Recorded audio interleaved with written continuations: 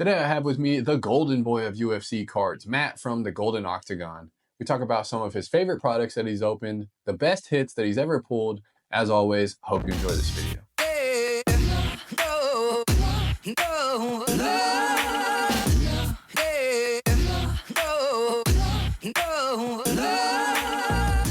All right, I've got with me the golden boy of UFC card YouTube. I've got Matt from the Golden Octagon. What's up, man? Thanks for stopping by today.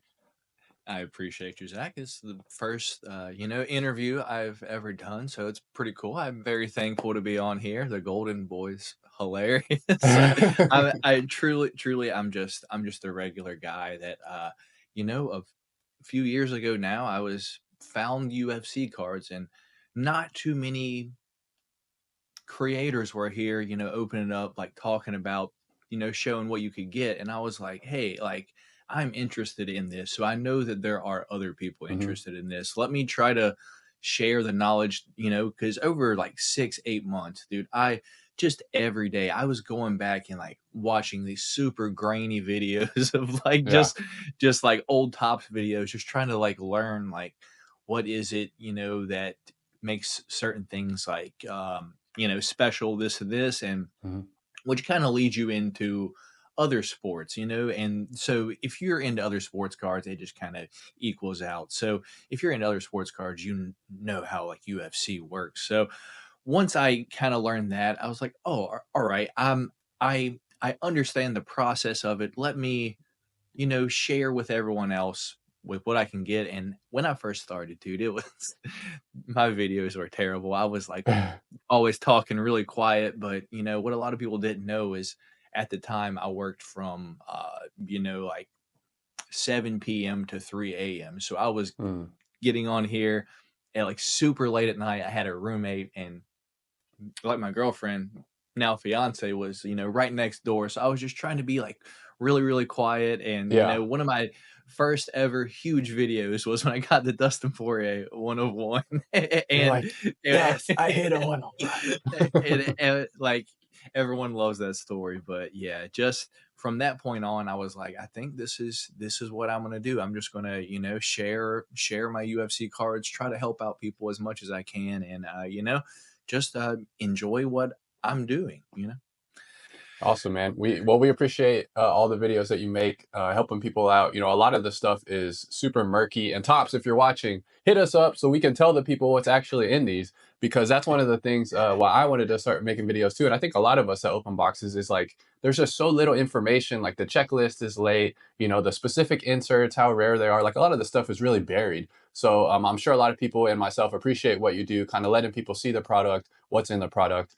You open a ton of boxes, man, and I like to, Yeah. whenever I have people on, I like to talk about like what do you think the best product is as far as opening, the return, the value, the initial buy-in price. What do you think the best product that you've opened is?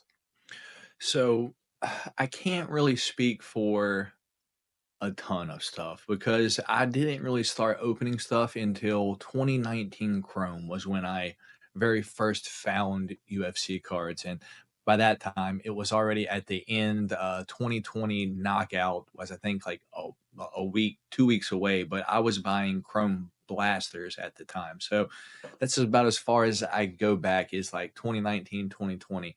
But so the majority of my experience is going to take place in the Panini time frame Mhm. to now. But the best product that I would recommend someone buying to get their, I guess, to I'm gonna split this up in two ways, Okay, because perfect. there's what do you buy to get hits, something cool, and then what do Right. you buy to, if you don't get the cards that you want, can you sell the cards and get your money back? And that two things is the best product that I would recommend anyone buying is that 2023 Chronicles Blaster. Like, you're going to get something out of there, whether it's an autograph, two number cards. It's going to be worth 25, $30, because you're going to get something out of it. Now, if you're trying on the other end, like, let me try to get something cool cards, but maybe if I don't get, the cards that I want, can I get a sick, like, one of one case hit, something like that? I'm going to say both years of Optic, dude, 2022 Mm. and 2023. Like, and both years have a excellent like a rookie checklist, like Right. 2022. You know, I don't even have to go. And then 2023, Bo and Alex, Yep. that just does them right there. So, as far as getting good hits for a good value, 2023 Chronicles Blaster, but the best product that I think that people are should be buying, and I think it's slept on, is the Optic Hobby Boxes, both years. Nice. I had really good success with that as well. I actually hit both of those guys in mine, which is probably one of the best products I've got. I hit a pink laser bow, and then I hit a blue rated rookie Alex Pereira, which was Yeah. you know how it is when you open these, you get skunked so many times. So when you finally have a box that produces some value, you're like, holy crap. But Yeah. so speaking of like kind of advice, since we're talking about best products, what advice do you have for people that are buying UFC card products? Do you have like specific rules that you stick to for like blasters or for hobby boxes or like budget or like timing after release? Do you have anything for anybody? Um, me personally, I would like to keep in your mind, if you are out at the store and you see a blaster box on the shelf and you're like, "Hey, I should buy that."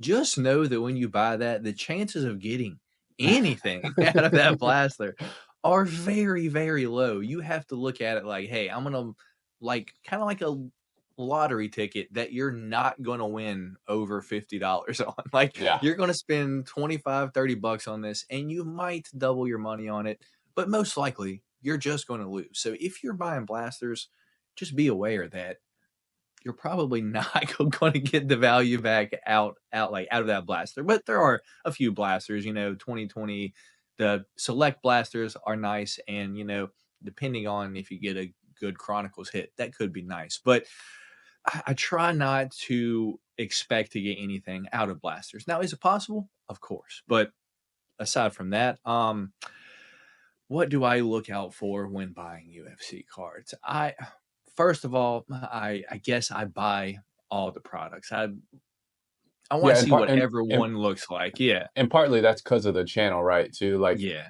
we're trying to show people what could be in these products. So I guess our experience is a little bit different than most people. Mhm. As far as like being realistic with expectations, what is the best pulls that you've got out of some of these products? Because I know you've had some heat. So what's some of the like Yeah. best and some most surprising pulls you've hit? Yeah, I guess I just now talked about the Dustin Poirier 1 of 1, but actually, Zach, I sent you a picture. I've Hmm. sent all 5. I've pulled 5 1 of 1s from ever since I've been opening you. Well, I guess I've pulled 7, but 2 of them weren't mine. One was in a Let's show break the for people someone. this magic. Yeah, yeah. So, I've Crazy. pulled five one of ones total. Dustin Poirier 1 of 1 in your Hmm. top left. That's the autograph. That's the first one that I pulled, and then the second one I pulled was the My House Izzy 1 of 1 from Yeah, that's 2022 sick. Optic there.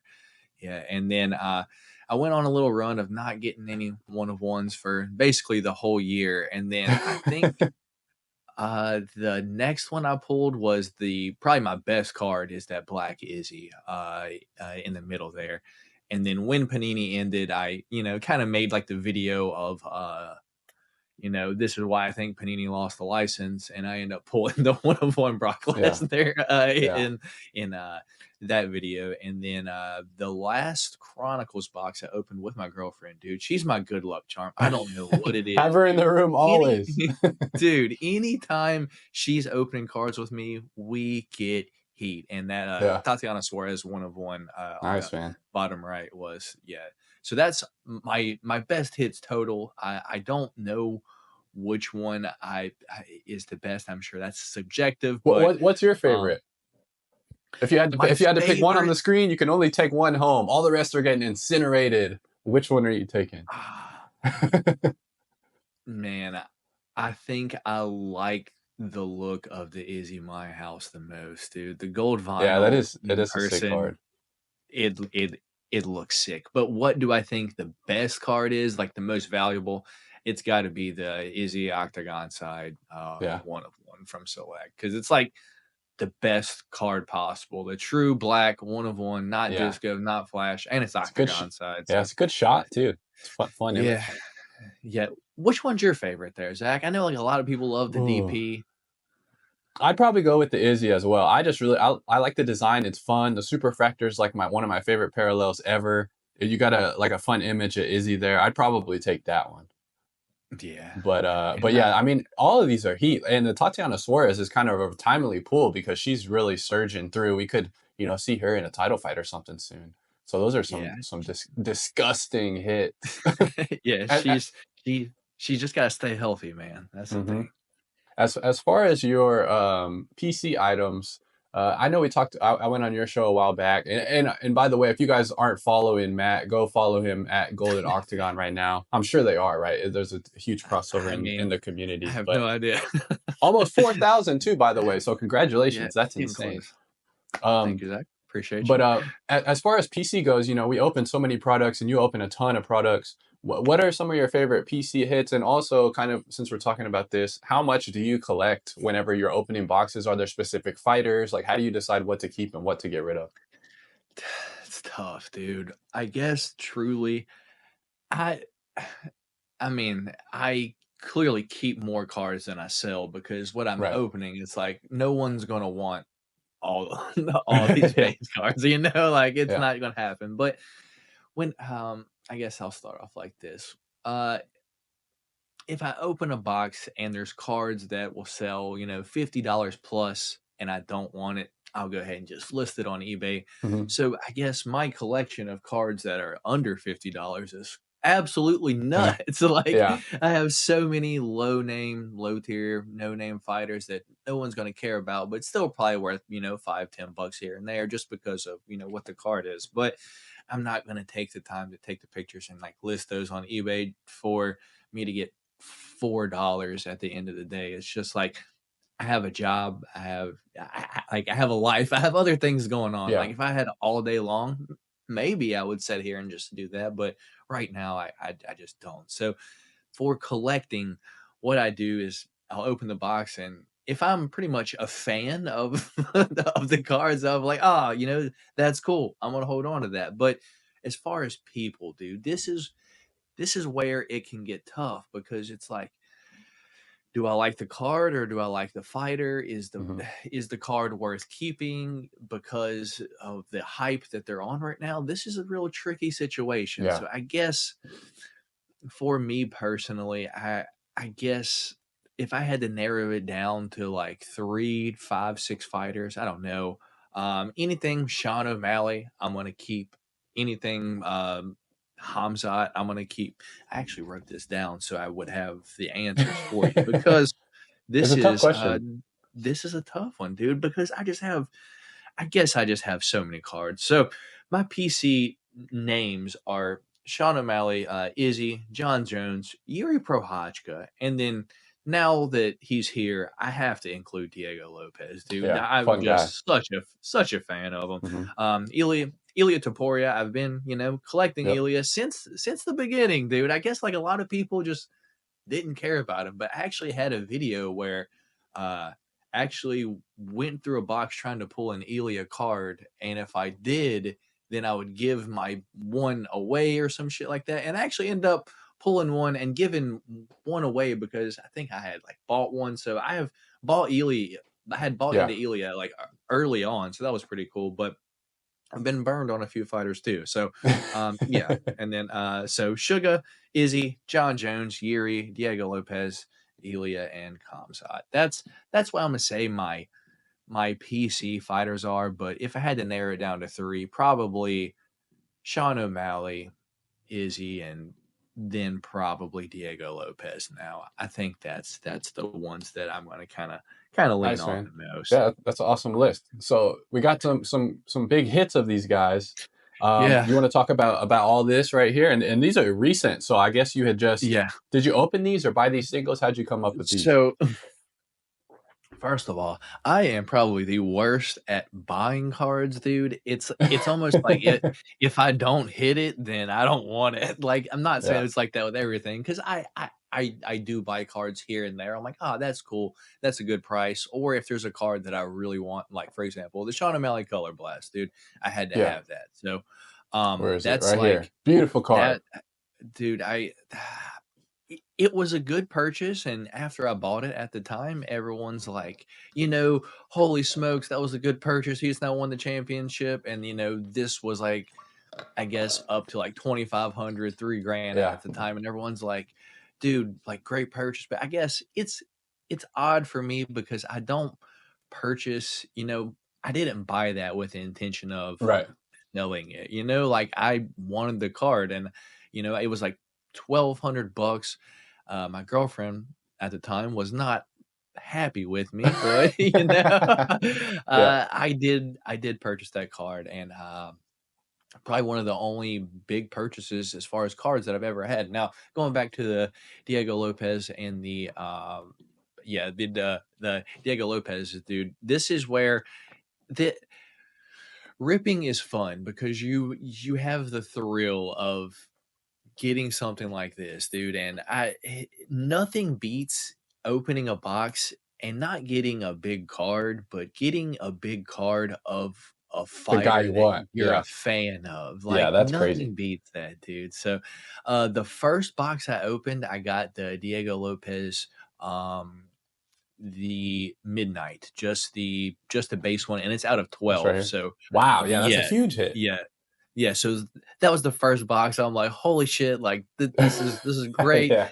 You know, can't can't go bad from here on out. And then I, Hmm. uh, I had 4 boxes total. The next two I got absolutely smoked on, dude. I was Hmm. getting like Parker Porter autographs, and I was just Classic. upset, upset, dude. And then my last box, which is actually the one that my fiance purchased me, was this Diego Lopez autograph there, The and good that one luck is charm. also is She needs to also order all out of your 12, boxes. dude. It's crazy. Also out of 12, so that worked Wow. out. And then as far as knockout, dude, I've gotten 4 boxes of the knockout. So the card Hmm. you see there at the bottom, Right. the dual auto Diego Lopez, Alexa Grasso. I actually got that this past week. My first 3 boxes of knockout, gotta be honest, were pretty boo boo. Like I don't know, dude. I just, I mean, I've gotten a few cool cards, but Yeah. nothing that's going to make your money back. And then the once again the box that she purchases, we open it Yep. together this past week, dude, and if not, yeah, dude, I don't know what it is. She's so lucky. This Alexa Grasso, Diego Lopez Yeah, dual this is auto sick. there, and yeah, I actually checked the price on that right after I actually did the video, dude. Uh-huh. One's only sold for like $800 right now. Like that's pretty sick. That is That's very pretty sick. good. That is But at very the good. same time, am I going to sell it? No, no. I'm just going to hold on to it until it's worthless, and then I'm going to be like, ah, man, at one point. Yeah. Yeah, so that's a kind of brings us into an interesting topic here about like selling. And I know whenever we had the interview on your channel, you were, and you kind of alluded to it here as well. You're like, I don't really like selling, and I understand it, and I'm kind of with you as well. It's tough to get rid of stuff. But whenever you have a card like this, now this is one of your favorite fighters, right? This is one of your Mhm. PC guys, so I completely understand. Yeah. But what are your thoughts on like rookie speculation and trying to get rid of stuff whenever people are real hyped? Do you roll the dice a lot and just see what happens, or are you a guy that kind of tries to get rid of stuff while the hype is still high? How do you kind of play those situations? I think as far if I'm trying to let people know what else I hear about this. In my experience, dude, what I've realized is people list UFC cards either as a buy it now price on eBay that is a little bit overpriced that they will negotiate, but Hmm. if it's a few $100 card, dude, you'll see people listing it double for what it's worth because they know they're going to get half the price offers. So Right. I tried to not do that. I try to list my cards on my eBay. This is what I like want for them, but I'm negotiable. Like if you send me a fair offer within a few dollars of it, I'll probably accept it right away, no negotiation. But so I've had the most success selling cards probably while the product is still new. But as Yeah. far as fighters themselves, dude, uh, it's odd to say, but once a fighter's price is at a certain point, it really doesn't go down unless they have nothing going on for a long time. Like, for example, Kamzat, when he first came out, dude, like 2021 Prism, the prices were absolutely nuts, Yeah. and then they just kind of tanked off, dude. But I was trying to out like I was gonna send you like a few screenshots to kind of make a point, but I was looking up a few things there, and for the questions that you asked me, and I was looking up LaMelo Ball prices. Mm. 2021 Prism from basketball, and I was looking up Hamzat prices, same year, both star rookies. They both kind Yep. of like tanked off a little bit, but now they're both doing fantastic. And what I saw kind of shocked me was that the Hamzat prices and LaMelo Ball prices are about the same, and Hamzat's selling for a little bit more. So I was going to try to Wow, that's say, awesome. like UFC probably isn't the sport to be investing in, but I guess I'm kind of starting to see a little bit of change. But I mean, let's not pretend like he's the, star of the NBA or anything like that. So with that being said, when it comes to selling, dude, I've noticed that it's you list the card for a price, and if they do well, you slowly increase it on your eBay. And if they lose, don't lower the price, dude. Just leave it Yeah. for what it is. And eventually someone's gonna send you an offer, and you just have to think to yourself, like, hey, um, will I take this much for it? And if so, dude, just hit the accept the offer button. Like as I said, or this, I'm terrible at selling cards, not good at it at all. So when I do sell a card, and I sent you a little screenshot of this, it's usually in a bulk, in like a bulk lot. It'll be like 3 or 4, 5 cards like at a time from like one seller. Like it'll be like shout out Tim. I did mark out his name here, but Tim just like kind of sent me an offer of these like all on like one day. I had Right. like the Vicente Luque, it was Mhm. probably listed for like 75, $80. He sent me an offer for 60. I know I had the Connor listed for like 25, send me a Mhm. 22.50. And what's the last one here? I had Aljo probably at like $60, and he just sent me an offer. Like, and if you just and that's another thing. If you just like send me a bunch of offers at once and you plan on buying all those cards, dude, I'm way more willing to just accept all those offers because it saves me shipping, packaging, all that. Right. And it's probably going to save you money and time too, Yeah. trying to get all the cards that like you want. And this is pretty much all the UFC cards that I've sold over the past 3 months, probably. But Oh no, we um, gotta get your numbers up, dude. Gotta pay dude, for all these boxes that you're opening. yeah, and but as the like I did send you one more screenshot of this is when it comes to like blasters. This is one card that I there's this one target kind of near me, dude, and Wh- no wh- Which matter which which card was it? it I'll pull was it up real quick. it's a one of one golf card. Oh You're yeah. like, what is that? Yeah, I But was interested on the story here. What's the story behind this one? yeah, so, you'll just go into your Target, browse the little card section. Hey, do they have anything there? And like, they had the Tops Olympics 2024 from the USA. I'm like, oh, that's Yeah. pretty sick. I grabbed 2 boxes, and like, after I got home, I kind of checked out, like, hey, what can you get into these? And immediately everyone was like, yo, these are fire for what you can get into these. Like, there's Yeah. so many, like, there's like 1 or 2 athletes that it's like the whole box is like Katie Ledecky, like, just Yeah, the just stars of the the Olympics, champions of the Olympics. Yeah, that's yeah. awesome. And so I was like, okay, well, we'll take a shot at this, dude. And I actually got this one of one golf Lilia Vu. I have no clue who she is, but did a little research, and I'm like, well, the other cards are one of ones are kind of selling for quite a bit. So I listed this on my eBay for $800. Didn't expect to get $800 for it, but I got an offer for $500, dude, and I accepted it right For a away. So blaster? Yeah, that's a huge come yeah. up. That's awesome. Yeah, so this is the biggest card that I've ever sold on eBay. It's not even a UFC card. It's That's a hilarious. golf card. Out of a But blaster too, right? That's out of a crazy. blaster, dude. Absolutely nuts, man. That's awesome And though. then yeah, I may have forgot the other question you asked me there because you kind of asked me how I sold cards, and then we Yeah, kind of let off into. I'm I sorry, think that Zach. I think you brought up a good point. While we were going through that answer though about not lowering prices, right? I think a lot of people, whenever they're pricing things, they either price way too low, or they do a, like you're saying, like they put up a buy it now and then they accept way too low. And I don't know if that is impatience from the seller, or if that is just maybe not necessarily realizing what they have. But man, if you're selling cards, like I'm pretty firm on my prices. I'll look up comps, kind of figure out kind of where it is, and then usually I want a little bit above comps, right? And especially if an athlete is surging or if they're still hyped, like there's no way I'm accepting way below comps on an athlete that's surging or like in title contention or something like that.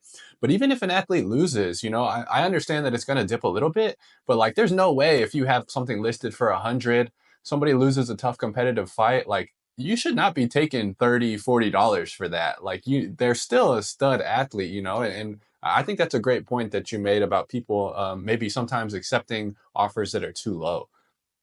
Matt, I think. what? Go ahead, dude. Sorry, I think. I'm sorry. I don't want to.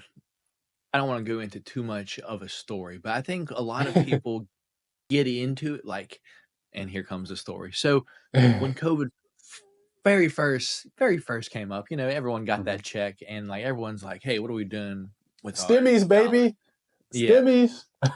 I I was a big Pokemon kid, Yu-Gi-Oh kid growing up, so I was like in that wave. So I kind of like wanted to go back and like, like what are like how much are like these old cards costing? And like I was seeing like $1 million, like Charizards like million Yeah. dollars and shit like that. I was like, yeah, I would like to go back and try to find some of my old stuff. So, I kind of got into opening up like Yu-Gi-Oh, Pokemon a little bit, like when it very first started.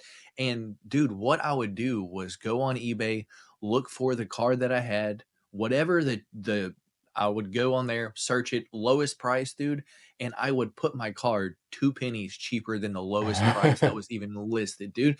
But I Yeah. never had a problem selling a card. And I think Hmm. that's what the majority of the people that are getting into the UFC now do is like they'll hop on eBay, they'll like look up whatever card they're looking for, and they'll just put it $2 cheaper like than that price, and that truly just causes the comps to go down and down and down because everyone's gonna just try to get the cheaper card Right. just to sell it, and the value of the cards are never going to go up because like everyone's just trying to sell their card to get some money back. And that's not going to go away unless people understand what they have, watch the sport, because that's is I think probably one of the biggest issues that I have when it comes to people asking me stuff about cards and stuff is that is a lot of them don't watch the fights at all. And it's like,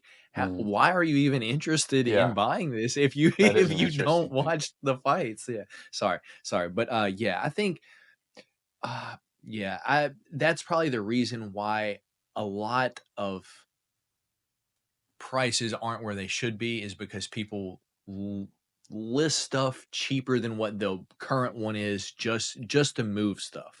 And I think that's that could be an issue why a lot of people don't get the return that they're don't get the value that their cards are actually worth. Yeah. I mean, it is a good strategy if you have maybe if you bought in super low and you're still going to make profit on that, and if you undercut the pricing, it's going to move quick. So I understand like the strategy in trying to move that, but I've got to imagine most of these people aren't getting into these cards for like super cheap. And I've got to Yeah. imagine people Yeah, are I are mean, undercutting and losing money just to get rid of it. I have to say that too. I like a Pokemon pack and a Yu-Gi-Oh pack is $3. Like, it's not like so I would get lucky and get like an $8 card, but I'm gonna sell Right. it for $7. So Like it's you're still making the profit on it. like the barrier like of entry here is Hmm. completely different and it doesn't really work out the same. But if people apply the same principles, Yeah. that's the situation that we're kind of in right now, where a lot of the cards values aren't worth what they really should be. Hmm. Yeah, for sure, man. It's an interesting conundrum because you do want to move it, but at the same time, you know, you don't want to take a loss. So I guess you gotta kind Mhm. of find a good middle ground there. We were talking about, you know, buying and selling and flipping. Are you much of you watch a ton of fights, which kind of Mhm. leads me into this question. You're like on the prelims, you watch every fight night, every Yeah. pay-per-view, and it's really commendable. And I love that you're so into it. And you even do betting, which we'll talk about in a little bit. But Mhm. since you're so into these fights and you have such a good amount of tape watched on these guys, and you can kind of speculate, you know, with pretty good knowledge and probably a lot more accuracy than a lot of people. What are some of your strategies for these younger UFC fighters? Like, are you buying in with the hope that they will one day become champions and that you can flip, or do you just buy in because you're a fan? Like, what are some of your strategies on like rookie speculation? One thing that I look out for are holes in their game. Like one example, Raul Rosas Jr. on the Contender Series, and everyone was immediately like, "Oh, he's so good, he's so Hmm. good," and I'm like, "Yo, y'all gotta pump the brakes just a little bit, because you know, I get it, he's 18, but he didn't look the greatest." And you know, we saw the Christian Rodriguez fight, and I was like, Hmm. right there. That's Yep. what I was waiting on, him to get showed a little vet lesson. And then now, dude, I would buy Raul Rosas Jr. no problem, because he seems to be on his way up, steadily improving nonstop. Um, so that's one thing I kind of look for, is holes in people's games. Right, and a lot of people will come to me when it comes like, "Hey, which fighter should I be buying?" And you know, I don't I don't wanna show my hand, because that's Yeah. gonna make the prices that I wanna Right. buy Yeah. go up a little I bit. But completely I understand. mean, like, it's like I said Diego Lopez last year, and it's like everyone was like, Diego Lopez," and it's like, I don't know if that's me or because he's a fantastic fighter. And then, like, I was like, I cannot wait until Peyton Talbot gets a card, but Yeah. is that me, or is everyone else sees the same thing? So I don't wanna take credit for, saying putting everyone onto these cards, but f I'm just a little hesitant now, to where it's like, I don't wanna say specifically who I'm buying, but at the same Yeah. time, um, there are things to look out for. And one thing is just how complete is the fighter's game already at being young? Like, and also, how old are they when they get their rookie card? Like, if Alex hasn't gone on to do what he has done, dude, say he would have just got knocked out by Izzy and then fucking left, dude. Like, his cards would, like, the dude's 37. Like, why are you investing like Yeah. in his cards? But because he's proven at this point he's a star. I mean, Alex. I'm not gonna be trying to buy Alex cards, but if I pull one, like, hell yeah, I'm gonna be like so excited. So there's a time to buy, and then there's a I like, I almost feel like once there's too many people looking to buy said fighter, then it's like that's the time to sell at that Right. point. So, yeah. Nice. I So love as that. far as just rookie prospecting, you got to make sure they have a solid game. But once again, if you don't watch the fights, how Mhm. are you going to know what to look out for? Right. Yeah, and then not even a part of the X's and O's, but then you have, like you're saying, the hype around that fighter and the buy-in price. Like sometimes, you know, Raul Rosas was one of those guys. Diego Lopez is one of those guys where, like, when they first come out as a rookie, their buy-in price is so high, man. And so it's like, do I really want to incur all this risk, even though the person is pretty solid? They have a well-rounded game. If the buy-in, one of my rules is like, if the buy-in price is too high, like I'll just wait and see if they prove it. And then, you You mentioned have to give age. me an That's another example great one on this, too. like, because I'm actually kind of curious about this, because this is one thing that I feel like it's what, dude, if I'm betting on the fights, why not just buy the card when they're young, and, Yeah. sell it when they get a little bit older, which is what I feel like everyone thinks that I do, but I don't. And like, It's I definitely should a do bet. it. Yeah, Yeah. it's definitely a bet. Um, yeah, I just I don't know, dude. Like, I was gonna say something, but I think I forgot what I said. I'm sorry. No, you're good, man. No, yeah, that's kind of what it is. And since we're talking about betting, um, I mean, you just had I saw your on your gram today. You had a little ticket that it looks like you won another Yeah. bet. And you Yeah, have last night. shows all the time, and you guys are talking about betting and talking about the fights and talking about odds. So, like, can you talk us through maybe some of your best wins from betting? Like, what are some of the tips and tricks that you do? Because I know a lot of people in this space are into that also. Yeah, I mean, once again, you gotta watch the fights as always. Like Yeah. you can't just be taking people's advice. Uh, watch the fights, dude. It's just like, and this all kind of weaves into one big thing, dude. It's like I love the UFC. I'm watching the fights. I'm listening to podcasts all week. I'm getting other people's opinions that hold higher than my own. Because they've won, big tickets. They're betting, thousands of dollars. Me, I don't do that. Like you saw what I bet last night. It was $2.50, and Hey, big return. the big return at the end was 179,000. Did I win that? No, because I hit the cash out button for like 370, which is fine for me. Hmm. $2.50 to That's great, man. 380 is it's plenty. Yeah, the But multiplier there is crazy. yeah, it's just um watching the fights, knowing what to look out for and matchups. Like, I I guess me, dude. I guess I didn't see a lot of people on. I don't want to say I knew it, but I thought Ilya was going to knock out Max this two 2 weeks ago. Now, I Hmm. no one thought it. Max had never been knocked out, but I'm like, yo, this dude he knocks out everyone and he hits harder than everyone. He's cleaner than Hmm. everyone, and we kind of saw what happened. So, um, it's hard, dude, because are you right 100% of the time? No. It's a fist fight. Yeah. They're throwing these things. So you'll get heartbroken and there'll be weeks where you just look like an idiot because you're just wrong, and you'll have the comment section, you picked wrong. Of course I picked wrong. Show me a person that's right 100% of the time and I'll wait. Yeah. There's not one. There's just Yeah. not No. one. So, and if so, they would be a billionaire because they would be right all the time. So, Hmm.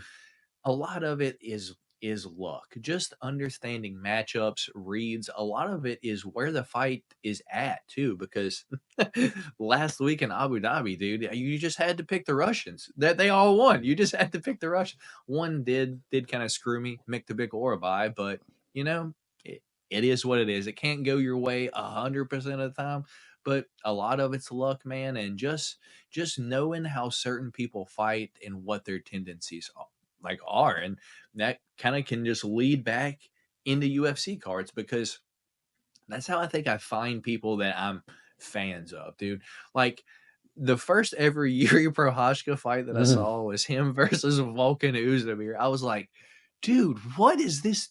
What is happening? Yeah. And just his next fights, I was like, as soon as this dude gets UFC cards, I am buying it. I'm buying Yeah. it in He's a wild boy. 2021. Yeah, how can you not be a fan of Yuri Prohashka? So that's one of the things that I look for when it comes kind of back to collecting is Hmm. do they have a fun fight style? Like everyone that I am a fan of that I want to collect, they're finishers. They're all going out there trying to knock you out, choke you out. They're going out there trying to finish the fight. I guess that's why I guess a lot of people are huge Khabib fans, as where I was kind of like, he's good, but do I think like I want to collect his cards because I think he's the most entertaining fighter ever? Fake And it news just narrative. You're about to come up yeah with a fake news narrative, dude. So about a year and a half ago, I got hurt. I had a lot of time on my hands. I was doing a lot of the exercise bike for yeah. rehab, and I went back and I watched every Habib fight from his UFC run all the way through. And I think that the only fight that wasn't very entertaining was the Gleison Tebow fight when they just had a wrestling match and No, nobody that did that was anything. like the most entertaining fight for Oh, me because we saw you how you're terrible you're his striking was. you're okay. That's another fake news narrative, dude. It's unorthodox, but he does not have bad striking. He's knocked down Connor. He had multiple fights where he was spamming that uppercut and absolutely crushing people. Now it's not clean, it's not technical, but it was pretty effective, and I think his striking is actually very much slept on. But Do you not to remember that derail time the conversation, but when he went 5 rounds with Ally Quinta? and what happened to AI? What happened I mean, he was to our boy? He real got fit. What is absolutely pummeled, and he looked terrible at the end because Habib put a beat down on him the entire time. And then you This look is what a Bobby Green did to him like a year later, and you're like, dude, that only took 10 seconds. Why didn't Khabib do that's that? MMA math, dude. That Yeah. that doesn't work. You I can't mean, play I that mean, game. I mean, obviously Khabib was a fantastic fighter, great fighter. And I like if it would come down to like me fucking betting on him nowadays, of course I would bet on him to win every single time. But as far as entertainment value for me, it just wasn't an entertaining style for me. Now, Yeah, you like the strikers, it seems. but there's Hamzat though, where he's going out there, and dude, I love Kevin Holland, but I knew that was happening, and it's Yeah. just like, dude, you're not stopping him, and I just have a hard time seeing people stop Hamzat. And there are people like, for example, I'm a fan of I guess here's a little nugget of an upcoming UFC fighter, maybe Isaac Bulgarian. He's a really good fighter with a really heavy wrestling pressure style, but the way that he fights is entertaining to me. Mhm. One more, Renya Nakamura from Japan. Another one, they heavy wrestling style, but entertaining. And I think with Habib, for me, it was the mermaid leg wrap. Like he would take your legs, put them right together, lock them up, and then now you're just kind of stuck there. And it's like I understand you're punching, riding out the round, but you know, try to choke them. You're like, but I mean, and then when it comes to like the Connor fight, that was obviously very entertaining fight. That was highly anticipated. I got the poster. I don't know if you can see it, but it's No. Oh yeah, I see it on the right left. up there. Yeah, yeah. Like I'm not a Khabib hater. I got a Khabib hat here and shit. Um, I just did. He just didn't have the most entertaining style of fighting, in my opinion. That's interesting. So I think some of this comes down to personal subjective bias in what you respect and like about the sport, because you're talking about the like that leg lacing technique. Like, Mhm. as a guy that likes jujitsu and that does grappling, like that was incredible to watch for me. To see people do these insane sweeps on the side and just have incredible top control. Like, most people don't realize how hard it is to keep someone down, and especially to keep someone down and to strike. Like, that is very, very hard to do. So everybody loves knockouts. Habib also had a lot of good finishes, especially in his title runs. So we're kind of completely ignoring that. He also had a lot of fights that could have been stopped but weren't stopped. Very close to TKOs, a ton of damage. But to totally get off get off this topic, because we could talk about this Hold on, forever. Yeah, go ahead. real quick. Who do you think the top two grapplers are right now in the UFC? As far I'm as interested here. as Just far as at wrestling or finishing, just top control, like what's when you say grappling, what specifically do you mean? just what you consider to be a wizard, a savant on the ground, that they're going to do whatever they want. Well, I suspected that it would be Tyra, and then we saw kind of what happened there. But I was really impressed with some of his jits, especially with his age. Okay, I For would him agree with you. for him to continue I to would agree with develop, you there. as far as like finishing goes, I was really impressed by some of his transitions and stuff. Your boy Diego Lopez has insane submissions off his back, and he has a super. Um, he hunts finishes, which I think a lot of people will enjoy. He takes risks to go for stuff that, in all reality, he probably should be more focused on control, but he'll just go for it, which is awesome. Mhm. Also, people are gonna not love him because he's a lay and pray guy, but Jalton's top control is insane. And like, as somebody that likes to grapple, dude, that is very hard to do. And he's doing it with very big and very strong athletes and big and strong guys. I But want to I get think your he's opinion also on.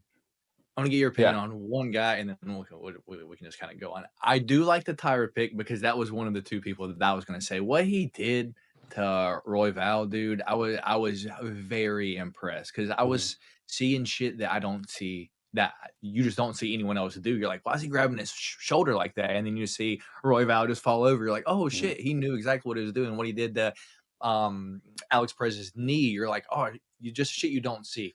One other person that I'm very, very impressed by is Roman Dolidze, dude. That dude, Oh yeah, yeah. I feel like people don't give him. You watch that Jack Hermanson fight, you're Yeah, like, that was what the crazy. That was a great what finish. did That was he a great just finish. do? That was Like the knee bar, right? the crazy sweep from the bottom, like it was like an armbar, like sweep, rolled him over, put him in a calf slicer in the Yeah. back, and just started like pounding him out, dude. I love me Roman Dolidze grappling too. I don't know. Tyra, Roman Dolidze for me are two of the most uh entertaining grapplers, I guess. Yeah, no, I love the Dolidze pick. He's super strong for the weight class too, which you know, obviously all these guys are strong. All these guys are great athletes, but like sometimes there are people that are just a little bit, you know, you can tell when they get in there, they do what they want. And Hamza is definitely one of those guys, just an Mhm. incredible athlete as far as physicality and strength goes.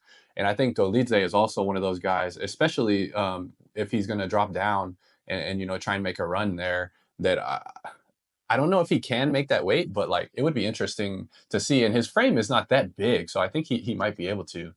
Well, he dropped from 205 to 185, and Hmm. then he fought Kevin Holland that, goes back and forth between 70 and 85. So 85 is a good weight for him, but yeah, he has, struggled against like Marvin Vettori, but everyone kind of struggles Yeah, against he's Marvin a tank. Vettori. He's a tank too. Yeah. Yeah, and Dolitte's not necessarily the most polished striker either. So I don't know if No. he can make a run, but jits wise, he's very entertaining jits wise. I Yeah, yeah, completely agree. yeah. Dude, how is it running a YouTube channel? I kind of wanted to pick your brain and talk about that. You know, a lot of people don't necessarily understand, you know, how much effort it takes and, you know, just the struggle of continuing to create things day in and day out. So just how is it with the channel? I mean, you're at 4,000, and if you don't necessarily want to Close. get into this on the recording, you know, we can cut whatever you want. Because I It's know all right, some of man. it can be a little stressful, but how's it going with the channel? And congrats on 4,000. Well, we getting there soon. I don't think we're at 4, but hopefully within the next few weeks. Dude, I would say, it's fun. Um, but for the most part, dude, there was a time period where I was just trying to grow the channel. Like when I very because all right, let me start like this. In 2021, me and my friend D Rose started to do the Golden Octagon MMA podcast. We're on here 3 times a week Mm, committed. doing the podcast, dude, so much. And we're like, we can't do this. Like, so we kind of took a little break. And in the break of us doing the podcast was when I was like, you know what, I should just open up cards on the channel. And at that point I went from like 100 subscribers to like 500 within like 2 or 3 months. And I was like holy smokes, because like the podcast would get like 6 viewers, and then all of a sudden like now I have 500 subscribers, or I'm getting like 300 views per video, and I'm so excited. And I'm like, dude, I can make this a thing, and I Mhm. can, like, eventually I can not have a job. Like, people do YouTube for a living. And Yeah. then by the end of the year, I finally got up to 1,000. And then by uh no, I don't think I was I don't know. I'm not sure where it's at. But anyway, like February last year was when I finally got monetized, where I could start getting paid. And I was so happy. I was like, what's it going to be, dude? And then once you learn how the YouTube works and how often you get paid and how much you have to make before they send you, like, for Right. I'm just I'll just let you guys know, you have to make $100 on YouTube before YouTube will send you any kind of dollars or anything like that, and it only happens once per month. So Mm. and you won't get paid until the next month for after that happens. So it took me four months to get my first YouTube check, dude. I was so excited. I was like, hell yeah, $100. And then, but you just look back, dude. Like, for example, last year, I spent $12,000 on sealed UFC product, Oh my and gosh. That's too much, dude. That's too much. and once I saw that this past year, dude, I looked at how much I made back from YouTube, and it was $1,600. And I was like, oh, I have to figure this out. I have to Yeah. let me do something else, which is when I think I accepted that, I wasn't going to be a YouTube guy, that I was just going to, be able to make my living off of YouTube every single week. Once I realized that it's like, hey, this what I'm doing is a very niche topic, and there's not a lot of people that are interested in it. And we are growing, but look at your biggest basketball, you know, Yeah. card openers. Are they able to, f- m- like make a living from like doing it? And if not, dude, you have to be realistic. Like this is kind of just like a little side thing for me, and it's a hobby, and I enjoy doing it. But I think at a certain point, when I was doing the weekly uploads every single Monday, I'm doing it. It almost kind of felt like a job Yeah. almost, and a I job completely that understand that. I almost feel like I was getting nothing in return. Like I wasn't really getting any new subscribers. Like the same views were happening. I wasn't getting anything in return. And then I was like, all right, like don't. I think at the end of 2023, I decided, I was like, when Tops comes out, I'm I'm gonna get four of every new product that comes out. I'm gonna open one live. I'm gonna explain one. Um, I'm gonna see if I can make money with one, and then I'll probably open one with my girlfriend. And so far, that has worked out quite a bit this year. Like my Nice. subscribers this year have gone up quite a bit, and I don't feel like I'm spending a, a ungodly amount of money this year, just Yeah, that's because awesome. I don't like, I'm not holding myself to, hey, weekly uploaded. Like when I started doing it, it's because there was no one else really doing it. But now, Zach, it's like I'm happy because I don't feel like if I don't upload something, then people are going to be missing out. Like you have a channel, Damien has a channel, Joe's got a channel.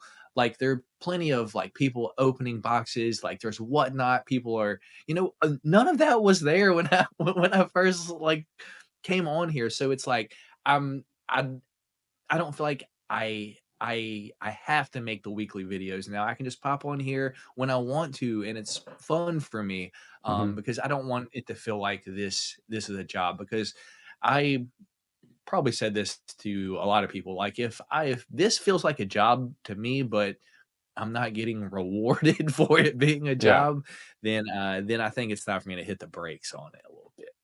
Yeah, no, I think that's a great decision to scale back the amount of shows, definitely scale back the amount of products. I'm glad you kind of found a spot that fits you well. I think I mean, I kind of did the same thing, when we first started opening products on the channel. I think we bought like three or four boxes of one product and then like ripped all those. And you know how that is. Sometimes you get hits, sometimes you don't. But that was just way too much up front. And then also, I don't think it was really helping out many people, I mean, some people watch it for entertainment, but I think a lot of people watch just to see what's in the product or to figure out, the checklist, for the informative side of what we do. So I'm glad you found kind of an avenue and a groove that fits you well and you're having fun with it. You had a video a while back that I thought was kind of an interesting topic, which was the UFC Noche, whenever you had the copyright strikes. And being like Yeah. a YouTube nerd, I was kind of interested in what actually happened with that. Like, did that get resolved? Did you ever get a reason for why they hit that strike? And if you guys haven't seen some of his Noche stuff, he has great footage from inside the arena. So you want to talk about that a little bit? Dude, what it comes down to, and it happened last Noche as well. Um, basically, if you end up filming, like you can film inside the arena and all of that, but they have screens inside the arena as well. And basically, if you film that screen inside the arena, that screen is also the view on the TVs at home. Ah, okay. So if you get that view in your shot at all, then it was called Moda.tv. And the thing is, it's a little loophole, because if you're in the US, you can say, hey, this is my footage, like I'm here, but it's claimed from out of the country. So Mm, when it's done out of the country, like I guess there's other laws and you can just try to dispute it. Say, hey, this is my footage. I filmed this footage and they got declined. So right now I got 2 strikes on my channel for copyrighted footage for shit that I filmed with my right. phone Yeah. inside Sphere, dude. That's Yeah, super lame. so you just gotta I guess like it wasn't for the vlog itself, it was for shorts that had put up. So Mm, a YouTube short from vertical inside the sphere, I put that up and that was a copyright that's strike. crazy. I didn't even think you could get strikes from vertical footage because I see people doing all sorts of crazy stuff with the Dude, shorts. it's like they'll just people will literally Yeah. take it on the TV and just put it on. I'm like, dude, you can see fans up and down the stairs. I don't understand, like I don't know, That man. sucks, I man. think Is it's does that elapse over time, or are you gonna does it just yeah. stay with the two? So in 90 days, each one of those will Mm, expire. So I got one last year for the same thing, but the thing is, I disputed it and it got like approved like I was in the right. So I just right. assumed that if the same thing happened this year, then it would just get approved and they would just go away. But no, not this year. They're on my shit this year, and I think I got like 50 something days until they go away. So if I get another copyright strike in the next 20 something days, then they like delete my channel, dude, and it's all gone. That's crazy, man. All that hard work. That's really scary. And I hope that you're able to, kind of get navigate through this because this is a scary thing, especially when you put so much time and so much effort into like a project, and a hobby, building the channel, getting the audience, all your Mhm. backlog of videos and stuff. Any do you want to plug anything before we sign off here? Is there anything that you want to let the fans know that they can go check out on your channel? Um, One thing before we get out of here. I wish I would have mentioned this earlier. I get this question a lot, Zach. People ask me which blaster case to buy. Um, can you give me your opinion on that? Because if you're buying blaster cases, I don't even know where to really start. Like, I've I never don't bought a blaster case, and I I don't probably think never you will should either. yeah, I don't think you should buy a case of blasters because the hits that aren't that good to begin with. So just spend the same amount of money on a hobby box and you're it's probably going to be much better returns, but I get that question a lot and my answer is don't buy blaster cases. That's for breakers and stores to have to like sell to people. You shouldn't be buying a case of blasters and opening that yourself. Please don't, guys. You're gonna be wasting a lot of your money. But I'm glad I got that out of the way. Yeah, honestly, I've never really thought about that as like an avenue to flip. I'm sure there's a video of blasters out there, and I guess now that we have pack odds, maybe that would be a more legitimate scenario. Is if you see that the pack odds for the blasters are, one in however many boxes, you can do the math for cases. Maybe there are some SSPs that would make sense that way. But that would be, a lot of research and a lot of data to dive into. But now that we have pack odds, maybe that's a viable thing. But just to be safe, I would say that seems very risky and I wouldn't do it. Yeah, it's like, yeah. But as far as me, just the same old stuff over here on the channel. I guess a lot of people, yeah, there's a live tab on the Golden Octagon YouTube channel. If you want to click that, I'm there Mhm. live with my guy D Rose every single week. Me and him are on there about an hour and a half, 2 hours every single week, just talking about the previous weekend's fights, giving y'all UFC news that's upcoming fights, things like that. And then every single week, me and him go through all the fights on the card, prelims to main card, make our picks, give our breakdown for the fight and all that. And then Friday is when I do my, betting show on the Golden Octagon called Change to Cheddar. We hit this past weekend is where I, give out my plays and parlays to you guys. Yeah, and hopefully we hit. I don't ever charge for any of that. All my picks are always free. That's another thing. Don't pay for people's picks out there. If you are paying for people to let you know who they think is going to win a fight, you are wasting your money, y'all. It's a fist fight. Like, that's just a guess, So Yeah. Don't be You know joining what's funny is I was going to Discords tell you, paying. I was going to tell you, dude, you should charge people for that. No, no, dude. What is your success rate? That is a lot of pressure though, because you're basically telling people to spend money. So I get it from a I'm pressure not. standpoint. I But think I'm how not do interested you? in. Sorry, I'm not interested in ripping people off. And if I wasn't right, then I would feel like I ripped someone off. Yeah, And I guess I'm just a morally right person. Like that's why I don't really feel like I'd be a good breaker because I'd want to price stuff accordingly, like and not do pick your fighter breaks, like yeah, things like that. It's just like I'm not. I'm. I like to think I'm a good person. I treat everyone respectfully, and I just want to get the same thing in return. I just want to be a normal person and just go about my life, mind my business, dude. yeah. I see. That's interesting because I don't necessarily see anything wrong. Like people are paying for you putting in tons of time, tons of hours, and all of the and skill. It's like you're determining, who you think you wins based on a lot of skill that you've developed over time. So in my mind, you're providing people a service, and also, it does seem like you win a decent amount of time. So you could be potentially helping Yeah, people win money. So there are avenues like if I was like there's this one guy that I watch and I'm gonna plug him. Shout out Uncle Wheezy. Uncle Wheezy has a Patreon where he gets on there and he like writes like he's a he has I think a analytics degree or something like that, but he has like Excel spreadsheets that yeah, show, how how often it happens like in the division compared to the fighter. So he's putting in like legit work, like statistics, doing all of yeah, that. So I understand, what you're paying for when you subscribe to something like that. But what I'm talking about is the people that'll have a Discord that'll join my Discord for $50 per month. Like oh, $50 wow, a yeah, that's month is crazy. a lot of money. And it's like, dude, you're paying for that, and then they're betting with your money that you gave Right, them, so they're not losing anything to begin with. Me, if I don't want to bullshit anybody. I'm telling you guys what I'm betting on with my money. So if I lose, I feel it too. So right. if you lose, just know I feel you too. And uh, it's like as I said, if my picks are right, then I'm gonna be winning.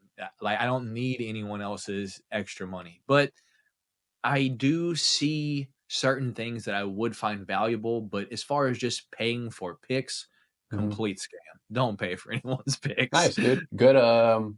Good information there because I don't really mess with gambling much. I'm honestly kind of scared that I would get too into it and just be wasting a ton of money. I'm already spending so much money on cards, so I feel like I'm wasting a lot of money buying cards. So I don't want another thing. But it does seem fun. So that's some good information for anybody that's into that. As far as gambling goes, do you keep tallies of your bets and like how many picks you've got right and how many picks you've got wrong as far as just like straight matchups? We there shout out Lush. There used to be a guy, Lush Lemaine, on the channel that would be in the podcast every single week that would have a tally of how right I was for the year and how right D Rose was from the year. But I ever since I think he got like a new job and he's been like kind of like working late. So I've been trying to track on Tapology. So I actually Hmm. have a Tapology profile now. It's the Golden Octagon on there. And right now I've been making my picks on there the past few weeks. And I will tell you the exact what I am at right now. Yeah, there you go. So I don't know if you can see this, but Let's see. What is it? It's too small, but I'm sure people can pause it right now and it's see. like What is it? right here where my middle finger Oh, is is at that 60? Okay, 65.2% right. So, nice. That's over pretty good, man. half the time, I'm right. So, I mean, that's better than a lot of people because Dude, at the end of the day, I think it's that's this really fight. good. No, I think that's Yeah. really good. Especially if, you know, some of the picks that you're making are probably plus, you know, 200 plus 250. Oh, So if you're dude, betting dogs, 65 is pretty last solid. night. Last night, me, Change of Cheddar, the chat there had $5 on Yusuf Salah round 2, round 3 sub, and it was plus 1,500. So we Yeah, turned dude. $5 into 75 last night off That's awesome. just one play. Yeah, yeah. Yes. People out there still watching, thank you so much for watching. You're hearing right now that Matt is helping people make some good money. So go watch. If you're into betting, why are you not watching his stuff every week? Yeah, I wonder the same thing because usually we got about like 10 people in there, and with the amount of people that watch the UFC card videos, it kind of blows my mind. It's like, do y'all not care about the fight, like what the cards are made about? Yeah. You know, it just is what it is, man. Yeah. Everyone's got their own thing, but just know whether you watch my card videos, the podcast, anything that involves this guy, I truly appreciate you. Thank you very much. All the support, you know, all the haters too. There are people in the comments that tell me they hate me, that they wish I would rip things sooner, that, you know, why don't I make videos anymore? Just know I appreciate you too. Thank you for commenting. It may not be great, it may hurt my feelings. I'm still a person. It is what it is, man. This YouTube, Zach, will cause you to have thick skin. Um, you know, and I had pretty thick skin growing up. Like, I had a stutter my whole life, and then I went to Navy boot camp, so that was a field day in itself. And then for some reason, decided to make a YouTube channel where I'm talking. So, yeah, dude, I have grown very, very thick skin at this point. Yeah, and just, you know, shout out all of you guys. You guys make this happen every single week. Keep me coming back here, and I've built a little community over on the Golden Octagon that I'm very, very proud of, very thankful of, and you know, you guys make it fun every single week. So, yeah, thank every single one of y'all, and you know, shout out Zach, because Zach's been the first person to ever interview me, and you know, we didn't really get into a lot of my life story, but it's okay. It's fun. I know me and Zach have kind of a little bit in common when it comes to the supporting all of you guys, protecting you, and all of that. So, you know, shout out Zach for all he does, and you know, make sure you watch Zach's channel, because Zach's videos, you know, there's been times in this past few months where I was like, I should make this video, and I look on Zach's channel and he's already got it. So I'm like, you know, shout out Zach. I don't even got to do it. So Zach consistently putting out fantastic content as well. Thanks, man. I haven't seen Eric as much, Zach. So Yeah. that being He's kind said, of he's not really collecting anymore. He's kind of completely out of the card game. He kind of fizzled out, so it happens. it is what it is. But shout out you and Damien. I love watching your guys' like show right before the UFC pay-per-views, the buy, sell, trash. Like that one always cracks me up.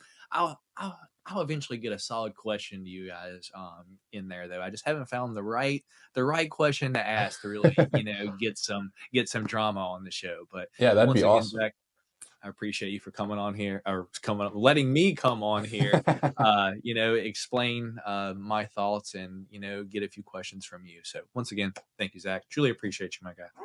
Yeah, thank you so much, man. Everybody go follow Matt. We'll see y'all later.